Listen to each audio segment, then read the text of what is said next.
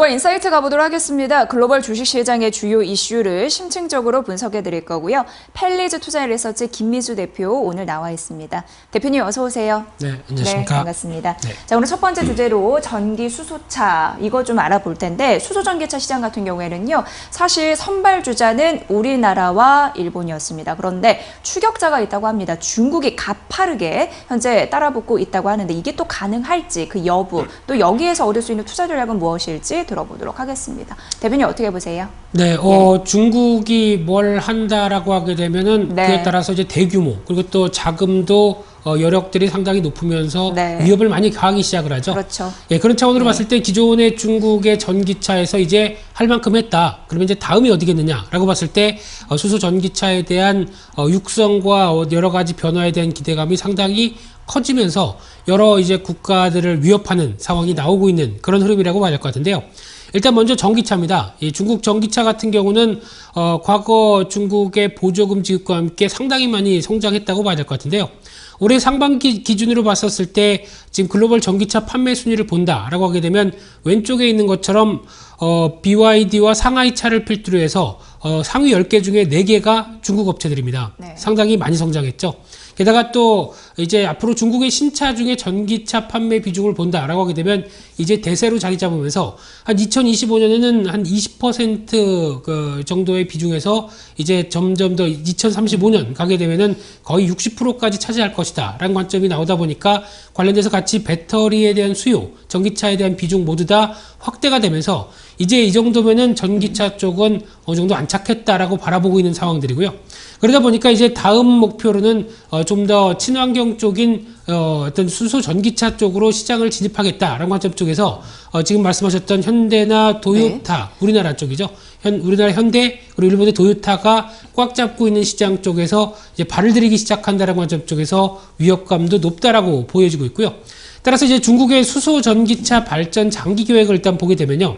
이 공업정보화부가 2016년도에 발표했는데 일단 2020년도에 수소차 5,000대 그리고 수소충전소 1,000소 이상을 보급할 계획과 함께 2030년 가게 되면은 보급량이 100만 대로 계획을 하고 있습니다. 그러다 보니까 한국은 목표치가 63만 대, 일본은 80만 대, 그 같은 2035년까지 비교했을 때 거의 강한 수치라고 봐야 될 상황이라고 봐야 될 것 같고요. 그러다 보니까 지금까지 나온 계획을 표를 통해서 보시게 되면은 일단 2020년도 같은 경우는 무엇보다 이제 공공 서비스 쪽에서 중점을 둬서 이 동계 올림픽을 기점으로 해서 성장기에 들어가겠다. 그래서 지금 중국이 가장 많이 신경 쓰고 있는 중국 제조 2025죠. 여기서 이제 승용차 쪽까지도 확대시킨 다음에 2030년도에 가서 완성시키겠다라고 하는 빅 픽처가 여기 담겨 있다고 봐야 될 것 같고요. 그러다 보니까 수소 전기차와 관련돼서 수소 벨트와 관련된 계획안, 그러니까 즉 도심을 중심으로 해서 확대시키겠다라고 하는 여러 가지 계획들이 나오고 있는데 이게 창장 수소 벨트라고 얘기를 합니다. 그래서 상하이를 필두로 해서 창장 삼각 지역으로 이제 확대는 그런 관점 쪽에서 이제 상하이 같은 경우는 2025년도에 관내 50곳의 수소 충전소와 2만 대 이상의 수소 전기차를 생산할 계획으로 보여지고 있고요. 그러다 보니까 이제 그 중간에 위치한 루가오라고 하는 도시가 수소 시범 도시로 진행이 되면서 이제 방사형으로 이제 확장되는 기조로 나갈 걸로 보여지고 있고요. 그러다 보니까 벌써부터 연료전지라든가 자동차 제작과 관련된 40여 곳이 여기 모여 있다라는 쪽으로 봤을 때 하나 모여서 집중해서 키워보자라는 관점들이 상당히 높다고 봐야 될 것 같고요. 그러다 보니까 기존의 또 중국의 전기차와 관련된 쪽의 전략들은 이제 전기차는 또 유사하게 진행이 되고 있는데 한국이나 일본 같은 경우는 승용차 쪽에 포커스를 맞추는데 기존에 중국이 전기차를 육성했을 때도 마찬가지죠. 버스와 트럭 같은 상용차를 먼저 이끌어내서 여기서 어떤 가장 중요한 부분들을 확인하겠다는 관점이고요. 또 하나 중국은 또 대대적인 보조금을 지급해서 과거의 전기차와 마찬가지로 한번 또 붐을 일으키겠다라는 관점들인데 기존의 전기차는 2021년도에 보조금이 완전히 중단됩니다. 그런데 수소차는 확대할 걸로 보여지고 있는데 또 미중 간의 무역 분쟁의 가장 또 쟁점이다라는 관점 쪽에서 일단 또 확대하는 어떤 폭이나 기조, 속도 이런 부분들은 조금 더 확인할 필요가 있지 않을까 생각되고 있는데요. 결론적으로 봤었을 때는 수소차 관련된 수소 경제가 본격적으로 또 성장하고 있구나라는 관점 쪽에서 성장에 대한 관점들은 긍정적이라고 볼 수 있습니다. 하지만은 중국이 선점하려고 여러 가지 음으로 양으로 지원책이 많이 들어온다라고 하게 되면은 아무래도 한국의 입장 쪽에서는 또 정부적인 정책적인 지원과 함께 네. 뭔가 변화를 계속 끌고 가야 된다라는 부담도 만만치 않다. 이렇게 봐야 될 것 같습니다. 네, 중국 쪽에서는 이미 이제 장기 계획을 발표한 상황입니다. 아시죠? 중국 같은 경우에는 사회주의 경제 체제예요. 그래서 어느 나라 대비해서 중국의 그 정책이 조금 더 강력할 수 있습니다. 지금은 이제 버스나 그리고 뭐 트럭 위주로 하지만 점차적으로 개인 상용화, 이 승용차 이런 부분으로 될 수 있다라고 하고 확장기 거쳐서 성장기, 우리는 이쪽에서 뭘 봐야 될지 투자의 메리트 잘 판단해 보셔야 될 것 같습니다. 저희가 전해드렸습니다. 이제 두 번째는 소비의 트렌드, 글로벌 시장에서 알아볼 텐데 글로벌 의류 그리고 신발 잘 판매가 된다고 합니다. 이를 또 직접적으로 봐야겠죠. 어떻게 볼 수 있을까요, 대표님? 네, 지금 요즘 보면은 대세가 S룩이라고 하죠. 네. 그래서 지금 뭐 많이들 약간 이제 스포츠 의류를 그대로 평상복도 입는 현상이 나오다 보니까 이런 쪽이 그대로 시장에서 매출 성장으로 나오고 있다는 쪽도 바라보고 있는 상황들이고요. 무엇보다 무역 분쟁이나 관세 부과 그리고 경기 둔화 같은 쪽에 대한 흐름들이 나옴에도 불구하고 시장은 성장하고 있다라고 관점 쪽에서 바라보고 있는데 글로벌 스포츠 탑3 브랜드가 나이키, 아디다스, 퓨마라고 얘기를 하고 있는데요.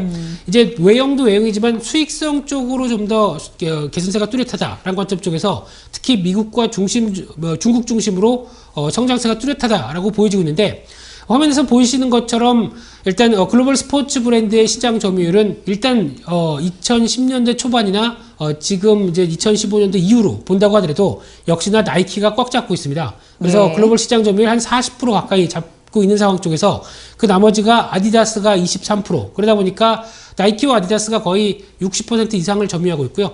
그 다음이 퓨마 정도 쪽으로 바라보고 있는데 최근에 퓨마가 많이 성장하고 있죠.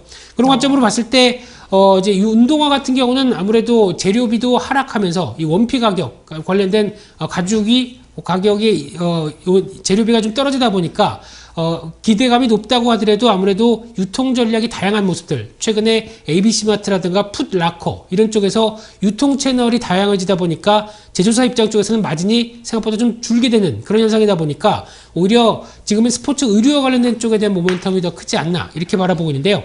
먼저 나이키입니다. 나이키 같은 경우 상반기 매출이 5.4% 증가를 했고요. 미국이 7%, 중국이 한 17% 성장하면서 중국인들의 나이키 사랑 점점 커가고 있다고 봐야 될 것 같고요. 근데 영업이익은 한 2% 정도밖에 성장을 못했음에도 불구하고 특히 달러와 강세, 관세 부과가 있다고 하더라도 신제품에 대한 기대감이 상당히 높다라는 관점 쪽에서 에어맥스 요즘에 인기가 많이 높죠. 이런 쪽과 함께 나이키의 일봉의 추이를 보게 되면 벌써 최근에 실적 발표와 함께 주가가 한 단계 레벨업이 돼서 올해 들어서 거의 최고가 수준을 달리고 있다라고 하게 되면 기대감도 실적 성장과 함께 눈여겨볼 수 있을 것 같고요. 아디다스도 마찬가지로 상반기 매출이 5% 늘었습니다. 거기다가 미국과 중국 모두 다 두 자리 숫자대 그리고 영업이익은 14% 늘어나는 양호한 성적을 보여줬는데요. 무엇보다 올해 실적 컨센서스를 상향시켰습니다. 그래서 매출이 한 8% 이상까지 성장할 수 있겠다라고 하다 보니까 기대감이 높고요. 더 실적이 양호한 모습은 퓨마입니다. 상반기 매출이 17% 늘어났고요. 중국과 미국 모두 20% 이상씩 늘어났다는 데서 시장은 좀 고무하고 있고요. 영업이익도 30% 이상 늘었다는 관점들인데 올해 매출 성장률이 13% 이상까지 늘어날 것이다라는 관점이다 보니까 일단 시장 점유율은 작은데 오히려 시장이 커지다 보니까 그에 따라서 나오는 실적 개선도 탄력도는 더 크다라는 관점 쪽에서 바라보셨으면 좋겠고요. 그러다 보니까 국내 스포츠 브랜드도 이에 걸맞춰서 같이 성장할 수 있겠다라는 관점 쪽에서 나오고 있는데 대표적으로 FNF죠. 이 회사 같은 경우 MLB라든가 디스커버리 쪽을 운영을 하고 있는데 대표적으로 운동화 쪽에서 판매가 잘 되고 있다라는 관점이고요. 또 하나 중국의 티몰과 관련돼서 판매가 늘어나다 보니까 올해 매출이 한 25% 증가, 영업이익은 30% 이상 증가할 전망이다 보니까 기대감이 지금처럼 주가도 우상향의 패턴이 맞춰져 있다라고 보시면 될 것 같고요.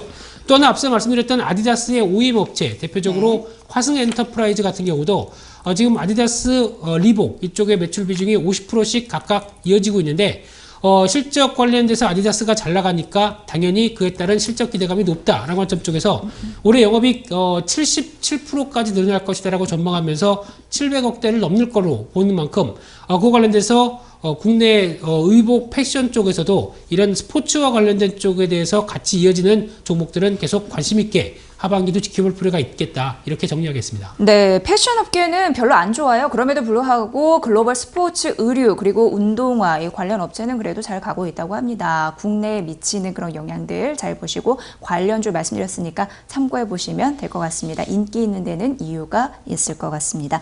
자, 글로벌 인사이트 저희 만나봤습니다. 펠리즈 투자인 리서치 김민수 대표와 함께한 시간이었습니다. 대표님 잘 들었습니다. 고맙습니다. 감사합니다.